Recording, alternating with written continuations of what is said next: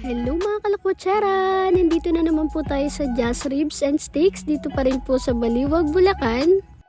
Sabi ko nga sa inyo guys, pag gusto ko yung isang place ay talagang pupuntahan namin yan.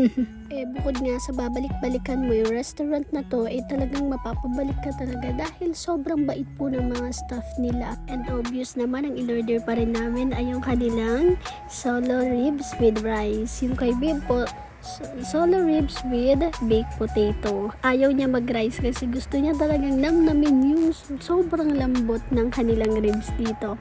Tara guys, tikman natin!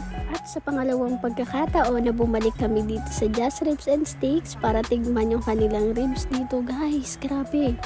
Walang pinagbago yung pag-order namin nung umpisa. Ganun na ganun pa rin. Sobrang lambot pa rin at sobrang malasa. Napaka-tender niya at juicy din po nung kanilang ribs dito. Grabe. Alam niyo ba yung pag kumakain ako, yung makikita niyo yung reaction ko na sarap na sarap talaga ako sa pagkain. Kasi totoo, sobrang sarap guys. I-try niyo, ayan, nabubulol na ako. Guys, alam niyo ba kung malapit lang to sa Antipolo, ay nako, dadalhin ko dito yung family ko. Kaso nga lang, hindi ko alam kung meron po sila ibang branch sa Manila, kaya alamin ko yun at gusto kong pakainin dito yung family ko at mukhang matutuwa din sila ha, tulad ko. Alam niyo guys, kami kasi umpisa pa lang ay hindi talaga kami kumakain sa mga ganitong restaurant kasi akala namin mahal, di ba? Katulad nga nung sinasabi ko sa inyo, akala namin mahal kumain sa mga ganito, pero hindi naman pala. Kumbaga, naging ignorante lang kami ng kahirapan. Yes, totoo po yan. Hindi naman talaga kami lumaking mayaman, talagang nagsikap lang po kami sa buhay. Hindi din po kami mayaman ngayon, ay talagang nakaaon lang po kami ng konting-konti sa laylayan.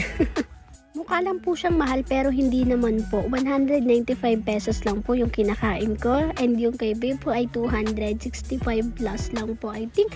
Or 265 pesos. Diba? Super worth it. Tsaka napaka-reasonable yung price nila. Mukhang yayamanin talaga yung kinakainan mo.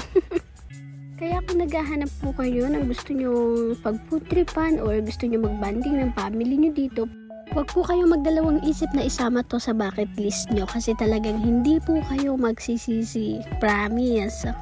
Hindi po ito bayad. Sobrang natutuwa lang po akong mag-review ng mga menu nila dito dahil at talaga naman pong totoo Totoo talaga, kaya sabi ko nga sa inyo, itry nyong pumunta dito at talaga namang kayo mismo ang magre-review ng mga pagkain nila. Yung place po nila dito parang aesthetic po na klase na parang simple lang siya pero bongga. Alam niyo yung mga ganong tema?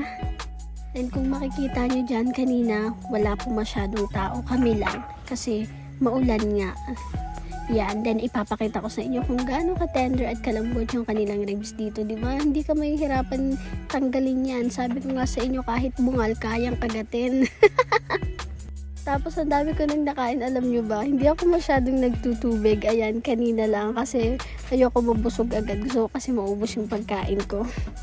Iba kasi yung tiyan ko kapag ka umiinom ako ng tubig, parang nawawalan na ako ng gana kumain. Kasi ganyan yung ginagawa ko nung nagda-diet ako before. Kasi ayokong tumaba ganun.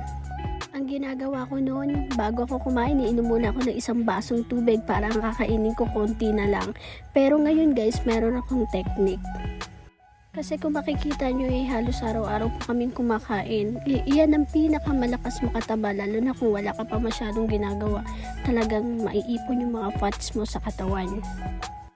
So kapag tapos namin kumain, ang ginagawa ko, umiinom ako ng mga dahon-dahon like yung matcha tea, yung sambong, yan, ginagawa ko po pagka tapos kami kumain para kumbaga na ilalabas ko rin lahat ng mga kinain ko ngayong araw. Para hindi po maipon na taba yung ganun. Ika nga, mabilis magpataba, ang hirap magpapayat. Yes, totoo yan, legit. Pero sa panahon ngayon guys, yung iba hindi naman na nahihirapan dahil marami na po mga lumalabas na pwede mong inumin, yung mga pampapayat, mga ganun, diba? Pero ang ginagawa ko po, matcha tea lang kasi effective talaga siya pagkatapos kong kumain, pagkatapos kong uminom, ilalabas mo rin siya, parang kumukulo yung tiyan nyo, ganun. Susunod po, ipapakita ko yun sa inyo, yung pag-inom ko at i-review ko rin po sa inyo. Alam ko na review ko na siya before. Ayan guys, tuwan-tuwa si Babe. Di mo ma-explain yung kanya itsura, talaga masarap daw. Yan yung sabi niya. And ayan po, nakpakuha ako ng soup nila. Ang sarap din kasi po ng soup nila. Kabog din yan, sis. Then, tapos na po kami kumain. Uuwi na po kami. Dahil busog na kami. And ayan po. At dito ko na po tatapusin ang aking mini vlog. Thank you for watching. Don't forget to like, follow, and share all my videos. Thank you!